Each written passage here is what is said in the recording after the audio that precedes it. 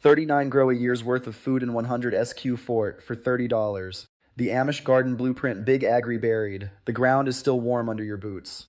You can feel it through the soles. A small square of dirt sits behind the house. Nothing special, patchy, uneven. The kind of place most people ignore when they mow around it. But you start counting differently here. Not in square feet, in meals, in jars, in winter nights when the shelves feel too quiet. 100 square feet, that's all it is. And somehow, it's supposed to carry a year of food. There's a number tied to it that most people don't believe at first hearing. $30, that's what gets it started. Not 300, not 3,000, 30. The strange part isn't the size. It's what happens when you stop thinking like a store and start thinking like soil. Somewhere in that shift, the whole picture changes, and it starts to feel less like gardening and more like something people used to rely on when nothing else was steady. And that's where the question really begins. If this idea feels a little hard to believe, you're not alone in that. Most people were taught the same way: bigger land, bigger tools, bigger bills. But there's a different way of seeing it that older hands never really forgot. If you've ever tried growing even a little food yourself, or watched someone who did, I'd like to hear what stayed with you, what worked, what failed, what surprised you. And if this kind of plain, quiet way of living still speaks to you, stay close. There's more to this than a garden. The backyard looks smaller at dusk.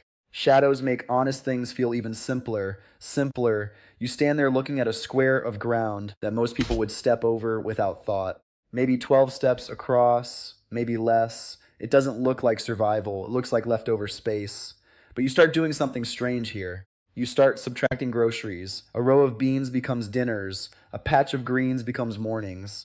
A few roots in the soil become quiet insurance against winter. That's the first shift. Not in the soil, in you. Because most of us were trained to think food comes from distance, from trucks, from stores with bright lights and clean floors, not from something this close to the back door. And yet, this small patch has another story buried under that habit of thinking. 100 square feet doesn't sound like much, but old ways never cared much for sound. They cared for cycles. I remember a neighbor years back. Quiet man. Always had dirt under his nails no matter the season. He never talked about acres. He talked about jars, how many would fit on a shelf, how many would last till frost broke. He once told me something I didn't understand at the time.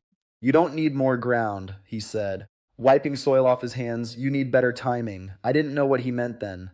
I do now, because the strange part about small gardens is this. They don't fail from lack of space. They fail from wasted time between uses of that space. That's a thought modern gardening advice never really sits still long enough to explain. And here's where it starts to bend the mind a little. How does $30 turn into something that matters when food keeps getting more expensive every season? Not by buying more, not by chasing better tools, but by changing what each dollar is allowed to do once it hits the soil.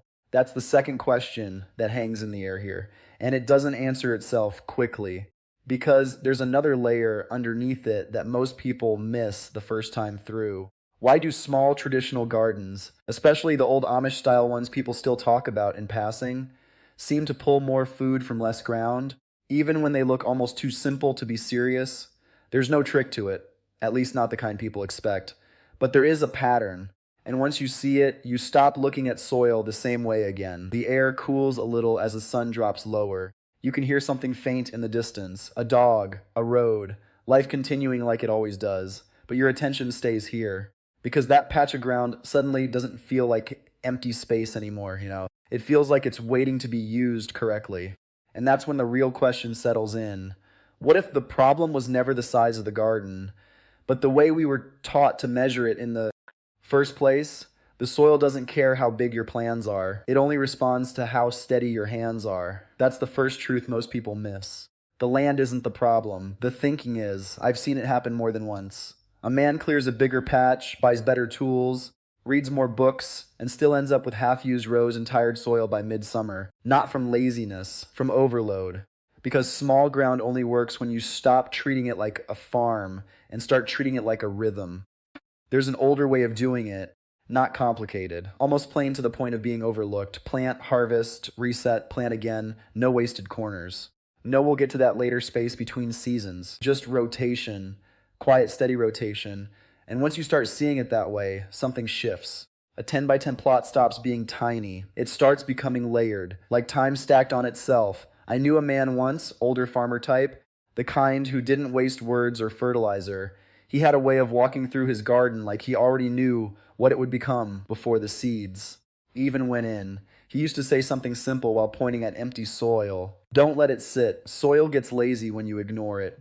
People laughed at that, but he kept proving it right every year. The beds never rested, they moved. Greens followed beans, roots followed greens. Nothing stayed long enough to exhaust the ground, but nothing stayed idle either. That's where the hidden math begins. Not acres, not scale, but turns. And here's where the curiosity starts to tighten again.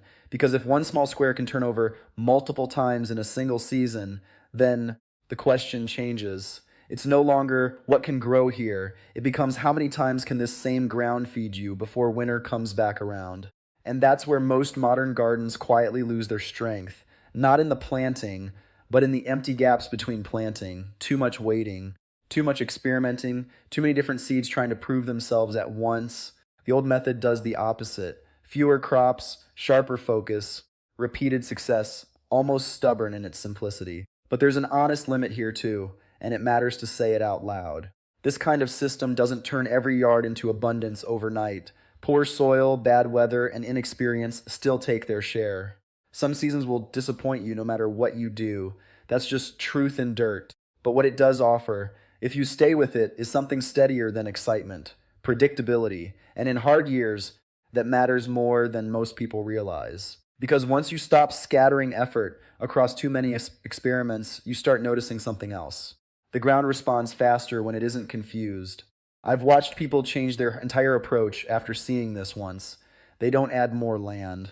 They subtract distraction. One bed becomes a system. One system becomes a habit. And that's where the next layer begins to show itself.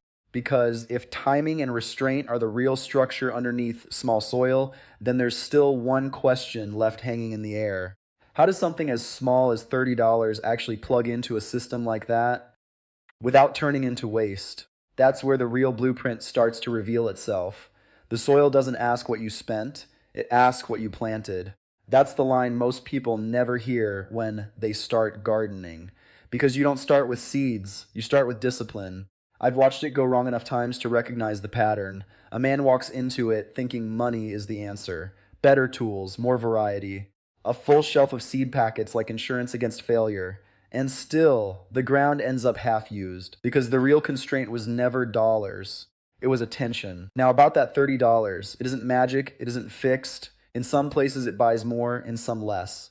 But the idea behind it holds steady across all of them. You spend it once, carefully, not on everything, on enough. Enough seed for staples that don't argue with the soil, beans, greens, roots, things that forgive mistakes and still return something useful. Not novelty crops, not experimental rows that demand perfect weather, just steady food. Then there's a second layer people miss completely. Tools don't need to impress anyone. A small hand trowel, a bucket, something to move water, that's it. The rest is comfort spending disguised as necessity. The Amish-style thinking, what people often point to when they talk about simple gardens, hard into this restraint. Not because it's romantic, because it works when resources are tight and seasons don't care about your plans. But here's where the real shift happens. You stop treating seeds as one-time use. You treat them as cycles. Plant, harvest, save, repeat. That rhythm changes everything in a 100 square foot space. Because suddenly, the cost of next season isn't a store receipt. It's a jar sitting quietly on a shelf, and that's where something practical comes in. Simple, almost forgettable, but powerful if you actually use it. A seed-saving jar system, just glass jars, nothing special, labels written by hand, kept somewhere dry and closed, porch shelf, kitchen corner, wherever you won't forget them. One jar for beans, one for greens, one for roots, nothing fancy, just memory you can hold. I've seen neighbors do this without ever calling it a system. They just knew that if you keep the seed, you keep the garden alive even when money is tight. And something interesting happens when you watch two gardens side by side. One garden tries to do everything at once, tomatoes, peppers, herbs, experiments. It looks busy, it feels hopeful. But by mid-season it starts to thin out. The other garden stays almost quiet. Fewer crops, same ground, same rhythm repeated without apology. And by late summer, it doesn't look impressive at first glance until you realize it's still producing, still steady, still filling jars while the other one is already fading. That's the moment most people stop arguing with the method, not because it looks better, but because it lasts longer. And there's a reason for that doesn't get talked about enough. Most modern seed catalogs and the way food systems are built around them push variety as progress, more choices, more options, more chances to get it right. But in small ground, too many choices become noise, and noise is what kills rhythm. So you simplify until the soil can finally speak clearly again. That's the heart of the $30 idea. Not poverty, not minimalism as a trend. Just enough to start a cycle that can repeat without outside help. And once that cycle is moving, the ground starts doing something strange. It starts feeling less like a patch of dirt and more like a quiet account you can draw from when things get tight. That's where we pick this up next. Because once the system is moving, the question stops being how to start it and becomes how far it can really carry you before the seasons change again. It's early morning, and the jars are already out, not lined up for show, just sitting where they always sit. Shelf wood worn soft at the edges, labels faded from a few seasons of handling, beans, greens, roots, quiet proof. 100 square feet doesn't look like much in summer light either. It never does. But what matters isn't how it looks standing still.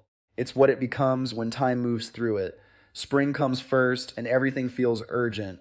Soil breaking open under your hands. Seeds disappearing into dark ground like small promises you can't fully see yet. Then summer changes the tone, not loud, just steady. Green where there was nothing. Growth you don't have to argue with, you just tend it, water it, step back. And if you stayed simple enough in the beginning, this is where the ground starts paying you back without confusion. The system doesn't rely on one crop winning. That's the quiet strength of it. If beans struggle, greens carry. If greens fade, roots wait. There's always something still moving, not abundance all at once. Consistency. That's what most people underestimate. I've seen seasons where everything didn't go right. Too much rain, too little, a row lost to timing. That's part of it. It doesn't break the system. It just trims it, because the strength was never perfection. It was repetition. By late summer, the kitchen starts changing, not dramatically, just enough to notice if you're paying attention. Fewer trips for small things, less reliance on store shelves for what used to feel automatic.